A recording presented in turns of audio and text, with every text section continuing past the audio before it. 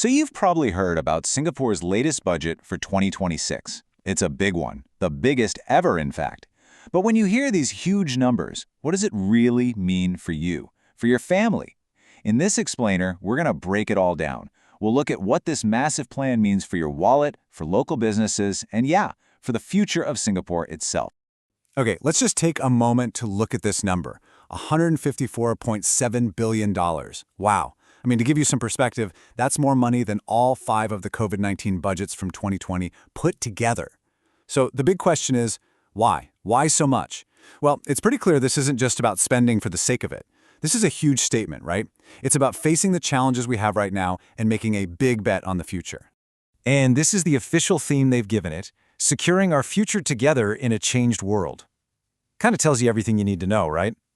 The government is basically saying, hey, the world is a different, more unpredictable place now, and the only way forward is by working together to build up our resilience and, future-proof ourselves. All right, so here's our game plan for this explainer. First, we'll tackle why this budget is a record breaker. Then, we'll get to the good stuff, the relief coming to your household.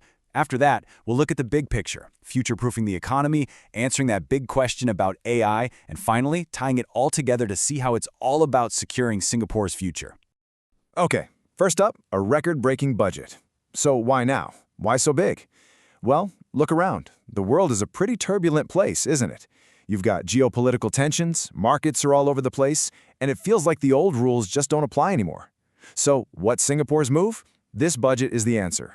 It's designed to be a shield, to create stability here at home while we ride out all these storms happening out there. All right, let's get to the part everyone's asking about. Relief for your household. I mean, with the cost of everything going up, the big question is pretty simple. What's in it for me and my family? And believe me, this budget has a lot to say about that, with support aimed right at your wallet. So how is this support going to look? Well, it's coming from a bunch of different directions. You've got direct cash, a special payment of $200 to $400.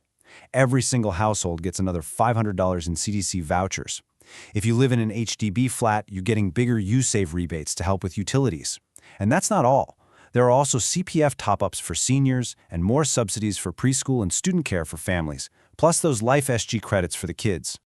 So when you put it all together, what does it actually amount to? Well, the numbers are pretty substantial. Let's take a look. A middle-income family with a couple of young kids, you could be looking at about $2,800 in benefits.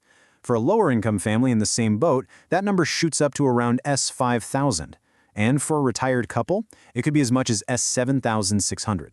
So you might be asking, why the big difference? It's simple, really. The system is targeted. The whole idea is to get more help to the people who need it the most.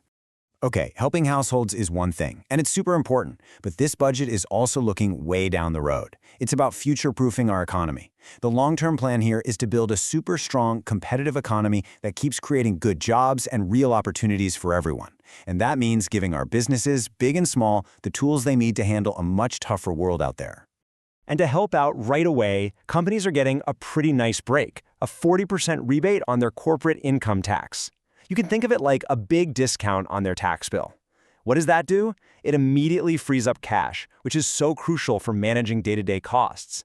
It's basically a quick shot in the arm to help them deal with rising expenses right now. But it's not just about short-term fixes. The real focus here is on innovation. And get this, a massive $37 billion is being poured into the Research, Innovation, and Enterprise 2030 plan. So what's that money for? It's a giant bet on the future, on what they call frontier tech. We're talking about things like advanced manufacturing, quantum computing, the kind of stuff that's going to put Singapore right at the cutting edge of what's happening globally. Now, let's talk about something every business owner complains about: rent. It's a huge pain point, right? But here's something interesting. This chart actually shows that while rent feels high, for F&B and retail businesses, it's actually become a smaller slice of their total cost since 2019. So what does that tell us? It suggests that other things, like rising labor costs and just tougher competition, are actually playing a much bigger role in the squeeze they're feeling. You know, Singapore is a small market, so for our companies to really grow, they have to think bigger. They have to go global. And this budget is basically supercharging that effort. We're seeing enhanced grants that can cover up to 70% of the costs for SMEs. The cap on tax deductions for going international is being raised. And there's a fresh $1 billion boost for startups, all to help them scale up and compete on the world stage. Okay, let's switch gears and talk about something that's on everyone's mind: AI. artificial intelligence. It's a massive force, changing, well, everything. So how does this budget plan to use its power without leaving a whole bunch of people behind? This is the big one, isn't it? Will AI take my job? It's a totally valid question. I mean, you see how fast this technology is moving, and that fear of being replaced is real. So what's the government's take on this? Well, they're not shying away from it. They're tackling that anxiety head-on with a very clear strategy. And here's the key message they're pushing. The strategy isn't to stop AI. You can't, right? It's to guide it. The big idea here is augmentation, not replacement. Think of AI as a co-pilot. The goal is to use it as a powerful tool to make us better at our jobs, to handle the boring, repetitive stuff so that we can focus on the things humans do best, like creative thinking and making tough calls. So, is this just a nice slogan? Well, you've got a pretty firm commitment right from the top. PM Wong has made it crystal clear. We will not have jobless growth in Singapore.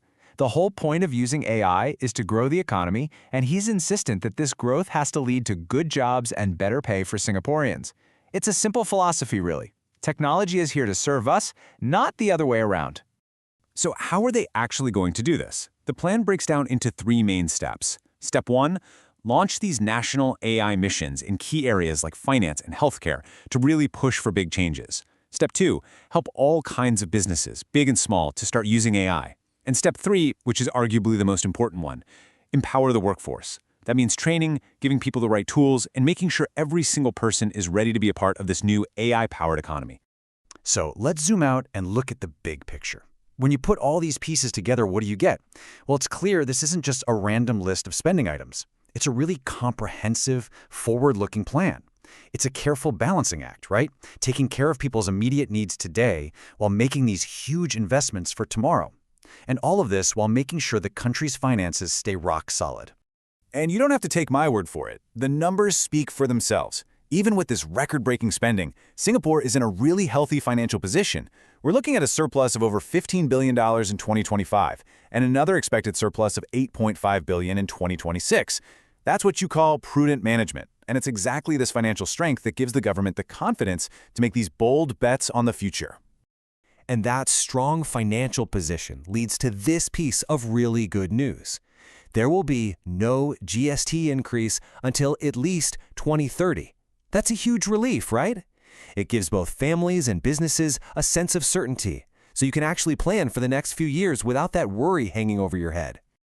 And finally, let's talk about the heart of this budget, because it's not all just about dollars and cents. There's a bigger social idea driving it, what they're calling a we-first society. It's this vision of a community built on solidarity, where we all chip in, whether it's through giving, volunteering, or just, looking out for each other. The message is that our shared bonds are just as important as a booming economy. It's really a call to come together, especially when the world feels like it's pulling apart. So there you have it. This budget is definitely a bold blueprint for the future. It's got immediate help for today, huge investments for tomorrow, and a clear game plan for handling massive shifts like AI.